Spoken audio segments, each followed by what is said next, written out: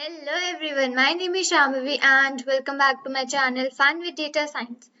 आज हम लोग सुपर क्लास के बारे में डिस्कस करने वाले हैं कि सुपर जो हमारा एक बिल्ट इन फंक्शन है वो क्या होता है और उस पर हम लोग काम कैसे करते हैं।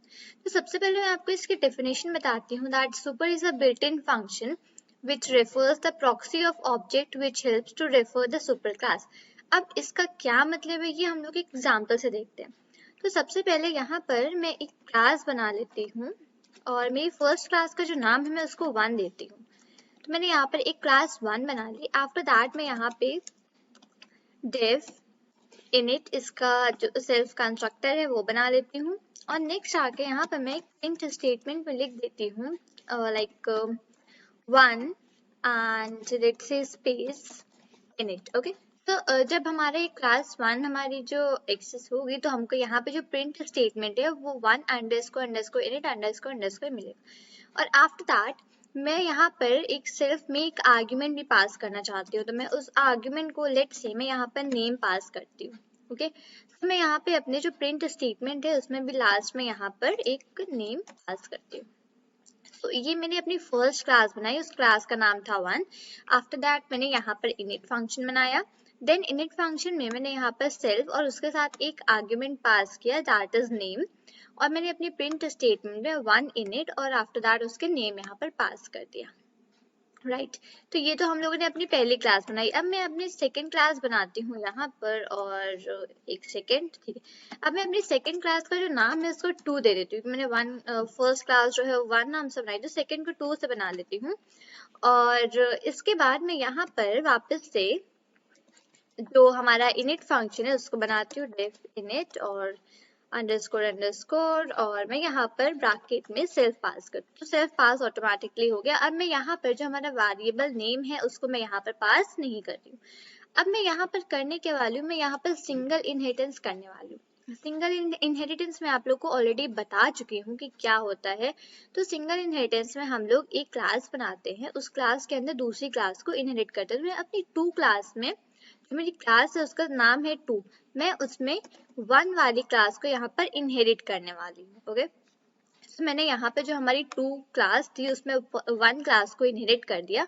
और अब मैं यहाँ पर वापस आकर जो हमारी प्रिंट स्टेटमेंट है वो लिख देती हूँ प्रिंट 2 और let's say underscore underscore init underscore और मैंने यहाँ पर नेम नहीं पास किया इसलिए मैं यहाँ पर कोई नेम नहीं दूंगी। ओके, अब मैं अपनी सारी क्लासेस के बाहर आकर यहाँ पर अपनी क्लास का इंस्टेंस बना लेती हूँ। ठीक है, तो मैं अपनी 2 क्लास का जो इंस्टेंस है लेट्स से मैं यहाँ पे t उसको बना लेती हूँ। मैं 2 लिख के होल्ड ऑन और मैंने यहाँ ब्रैकेट लगाया, तो मैंने अपनी जो 2 क्लास है उसका एक इंस्टेंस बना लिया जिसका नाम है t।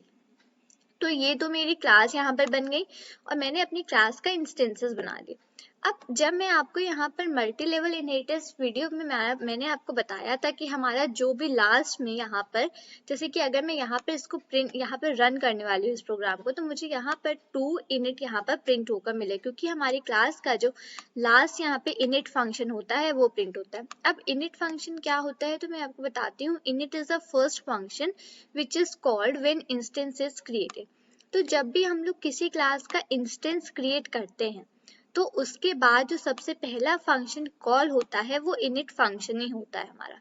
अब ये जो मेरा प्रोग्राम है इसमें जैसे ही मैं अपने प्रोग्राम को रन करूंगी तो मैंने यहाँ पर जो t है अपने क्लास का इंस्टेंस बना लिया है, 2 क्लास का इंस्टेंस मैंने यहाँ पर t बनाया है। अब जैसे मैं इस प्रोग्राम को रन करूँ तो मेरा इंस्टेंस तो बन चुका है, तो इसके बाद ये जाके ढूंढेगा कि init फंक्शन कहाँ पर है। तो सबसे पहले क्लास 2 में गया, क्लास 2 में ही इसको यहाँ पर एक init फंक्शन मिल गया और init फंक्शन में जो प्रिंट स्टेटमेंट है उसमें लिखा है 2 init। तो मुझे यहाँ पर ये सिंपली इसको यहाँ पर प्रिंट करके आउटपुट दे देगा। तो मैं आपको यहाँ पर दिखाती हूँ, ये देखिए मुझे आउटपुट में मिला है 2 और ये init।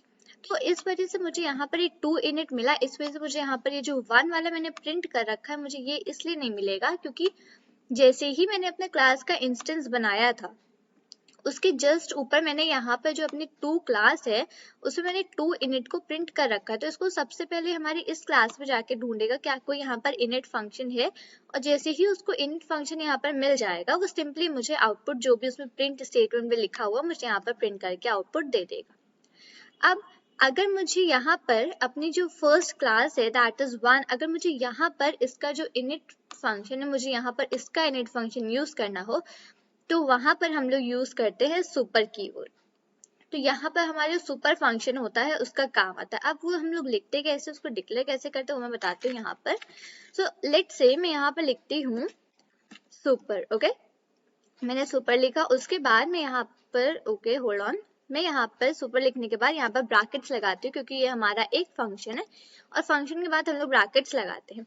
आफ्टर दैट मैं यहाँ पर इनिट फंक्शन लिखती हूँ, अपना इनिट यहाँ पर मैंने पास किया और ब्रैकेट में यहाँ पे देखिए जैसे मैं यहाँ पर लिखी हूँ, शायद आपको दिख रहा हो या ना दिख रहा हो, यहाँ पर मुझे दिखा रहा है self is to 1 comma name. इसका मतलब मुझे यहाँ पर कोई वन, मतलब मुझे यहाँ पर कोई नेम पास करना है। इसका मतलब यहाँ मुझे ऊपर दिखा रहा है self is to 1 comma name. तो यहाँ पे मेरी जो 1 क्लास है वो यहाँ पर सुपर कीवर्ड में यूज हो रही है। अब मैं जैसे ही यहाँ पर कोई नेम पास करूंगी, लेट्स से मैंने यहाँ पर रिया नेम पास किया और अब मैं अपने प्रोग्राम को जैसे ही रन करूंगी तो मुझे यहाँ पर 1 क्लास, फर्स्ट क्लास जो है मेरी दैट इज 1, मुझे यहाँ पे उसका प्रिंट स्टेटमेंट भी मिल गया दैट इज 1 अंडरस्कोर इनिट। और आफ्टर दैट मैंने इसमें यहाँ पर एक वेरिएबल लिया था, मतलब आर्ग्यूमेंट लिया था दैट इज नेम। तो मैंने अपने यहाँ सुपर कीवर्ड में उस आर्गुमेंट की वैल्यू पास करी दैट इज रिया, तो मुझे यहाँ पर आउटपुट में रिया भी मिल गया। तो ये होता है सुपर क्लास का वर्क कि हमारी जो दूसरी ऊपर वाली क्लास है वो इसको यहाँ पर यूज कर लेगा और हमको यहाँ पर जो फर्स्ट वाली क्लास है दैट इज मेरी 1 है, उसको यहाँ पे मुझे प्रिंट स्टेटमेंट में जो भी आउटपुट है मुझे यहाँ पर रिजल्ट कर देगा। तो इस तरीके से हम लोग यूज करते हैं सुपर क्लास। अब मैं यहाँ पर आपको बताती हूँ कि एक चीज यहाँ पर होती है जिसको हम लोग कहते हैं मेथड रिजोल्यूशन। तो मेथड रिजोल्यूशन ये होता है कि हमको यहाँ पर एक, आप ये कह सकते हैं एक सीरीज टाइप के बना के देता है कि सबसे पहले आपकी इस क्लास का इनिट फंक्शन वर्क करेगा, फिर आपकी इस क्लास का इनिट फंक्शन वर्क करेगा, कुछ इस तरीके से होता है वो। तो मैं आपको दिखाती हूँ कि उसको हम लोग कैसे करते हैं। तो मैं यहाँ पर लिखती हूँ प्रिंट और ब्रैकेट में मैं लिखूंगी मेरी जो क्लास है उसका नेम 2 डॉट और यहाँ पर अंडरस्कोर MRO और अंडरस्कोर। तो ये जो MRO है इसी का फुल फॉर्म होता है मेथड रिजोल्यूशन। तो अब मैं जैसे ही अपने इस प्रोग्राम को रन करूंगी तो मुझे यहाँ पर, इसको इंक्रीज कर देती हूँ, यहाँ पर मुझे आउटपुट मिला excuse me that is class. और सबसे पहले हमारी जो 2 क्लास है उसका मेन यहाँ पर हमको मिलेगा, मतलब कि सबसे पहली मेरी जो इनिट फंक्शन है वो 2 क्लास का यहाँ पर काम करेगा। नेक्स्ट यहाँ पर लिखा है फिर क्लास इनिट जो फंक्शन है मेरी 1 क्लास है उसका वर्क करेगा, फिर मेरी जो ऑब्जेक्ट है। तो ये हम लोग को यहाँ पर एक आइडिया मिला कि अगर आप अपना यहाँ पर सुपर कीवर्ड नहीं यूज करेंगे और सिंपली आप इसको क्लास का इंस्टेंस बनाकर रन करेंगे तो सबसे पहले आपको जो 2 क्लास है उसका इंस्टेंस, उसका जो इनिट फंक्शन है यहाँ पर वो वर्क करेगा और इनिट फंक्शन में जो भी अंदर आपने प्रिंट स्टेटमेंट लिख रखा है वो आपको एज अ आउटपुट यहाँ पर मिल जाएगा। तो ये इस काम आता है हमारा ये जो मेथड रिजोल्यूशन फंक्शन होता है, हम लोग को ये बताता है कि आपकी कौन सी क्लास का फंक्शन पहले काम करेगा, फिर आपकी कौन सी क्लास का फंक्शन बाद में काम करेगा। तो इस तरीके से होता है। तो यहाँ पर तो मैंने आपको सिंगल इनहेरिटेंस में बताया कि हम लोग इसको सुपर क्लास को कैसे यूज करते हैं। अब लेट्स से मैंने यहाँ पर एक और क्लास बनाई है और मैं इसको यहाँ एंटर करके नई क्लास बनाती हूँ। एक मैं अपनी क्लास का नाम लिखती हूँ क्लास और लेट्स से मैं यहाँ पर एक 3 क्लास बनाती हूँ। ओके, मैं यहाँ पे अंदर वापस सेम चीजें करूंगी। मैं यहाँ पे डेफ इनिट बनाती हूँ और ब्रैकेट में सेल्फ और मैं यहाँ पर नेम पास करती हूँ कॉमा नेम। ओके, अब मैं यहाँ पर मैं यहाँ पर आकर अपनी प्रिंट स्टेटमेंट में प्रिंट कर देती हूँ प्रिंट, और ये है 3 अंडरस्कोर इनिट और अंडरस्कोर। मैं यहाँ पर भी नेम अपना पास करती हूँ कि मैंने ऊपर पास कर रखा है। ओके, तो ये मैंने अपनी यहाँ पर 3rd क्लास बना ली। ओके, और जिसका नाम मैंने यहाँ पर 3 दिया। अब मैं अपनी जो 2 क्लास है उसमें अपनी 3rd क्लास को भी यहाँ पर इनहेरिट कर देती हूँ और ये होता है हमारा मल्टी लेवल इनहेरिटेंस। ओके, तो मैं आपको ये सब चीजें ये होता है हमारा मल्टीपल इनहेरिटेंस। तो मैं ये सब चीजें आपको ऑलरेडी बता चुकी हूँ, तो अगर आपको नहीं देखी हो ये सब चीजें ढंग से आपको समझनी है तो आप मेरी वीडियोस को रेफर कर सकते हैं, उनका लिंक डिस्क्रिप्शन में ही मेंशन है। तो मैंने यहाँ पर क्लास 2 और 1,3 इसमें हमारी जो 2 क्लास है उसमें 1 और 3 इन दोनों क्लासेस को यहाँ पर मैंने इनहेरिट कर दिया। और अब मुझे अगर अपनी इन दोनों क्लासेस को यहाँ पर रन करना है तो मुझे उसके लिए यहाँ पर अब सुपर कीवर्ड की जगह मुझे यहाँ पर मेरी जो क्लास नेम है उनको यहाँ पर देना पड़ेगा रन करने के लिए।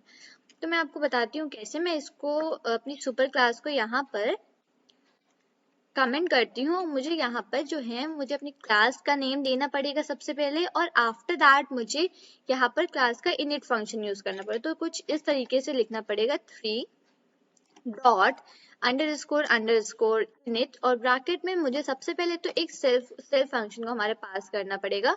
और मुझे यहाँ पर हमने जो 3 है, 3 में मैंने आर्ग्यूमेंट ले रखा है दैट इज नेम, तो मुझे यहाँ पर कोई नेम पास करना पड़ेगा। और लेट्स से मैं यहाँ पर नेम पास कर देती हूँ, लेट्स से मैंने यहाँ पर 5 पास कर दिया। ओके और अगर मुझे इसी तरीके से मेरी 2 क्लास का तो इनिट प्रिंट हो गया है, अगर मुझे अपनी 1 क्लास का करना है तो इसके लिए मुझे सेम चीज करनी पड़ेगी, 1 डॉट, और यहाँ पे मैंने इनिट यूज किया और ब्रैकेट में मैंने लिखा सेल्फ कॉमा, और यहाँ पर लेट्स से मैंने 1 में भी यहाँ पर नेम आर्गुमेंट पास कर रखा था, तो मैं यहाँ पर लेट्स से ब्रैकेट में 7 लिख देती हूँ। ओके तो अब मैं जब अपने प्रोग्राम को रन करूंगी तो मुझे यहाँ पर इन दोनों का भी जो इनिट है यहाँ पर मिलेगा। लेट्स मैं इसको आपको दिखाती हूँ एक बार रन करके।